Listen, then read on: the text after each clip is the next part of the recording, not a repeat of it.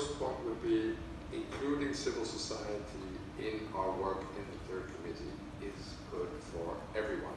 It's good for the UN. It's good for member states because it increases the credibility of the UN system's policy responses, and it ensures a positive reception on implementation, which is helpful to member states. And it's good for the subject matter because civil society often has very specialized expertise that provides valuable on-the-ground insights and perspectives and brings diversity of voices from around the world to the table. It's no surprise that civil society organizations have helped shape core policies on civil, political, economic, social, and cultural rights all along the way. The Convention on the Rights of Persons with Disabilities, as an example, would not have become one of the most supported and one of the most quickly supported human rights instruments in history without the active engagement of persons with disabilities and the organizations representing and supporting them from the very beginning. Or take the issue of reprisals against civil society actors.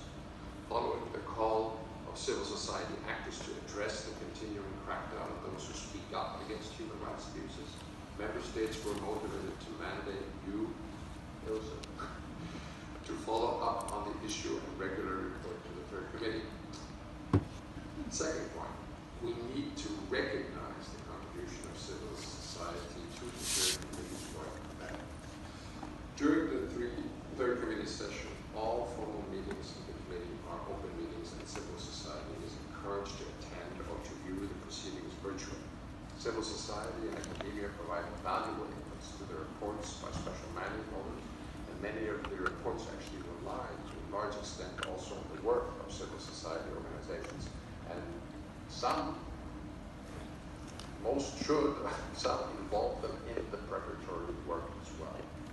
The added value of the side events organized jointly by member states and civil society is an established practice at the third committee session, where diverse issues concerning civil, political, economic, social, cultural rights can be discussed more in depth.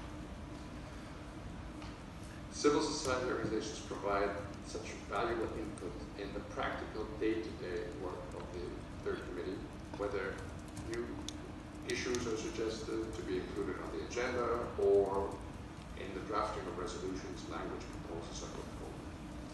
But nevertheless, sometimes the contribution of civil society is negated, ignored, or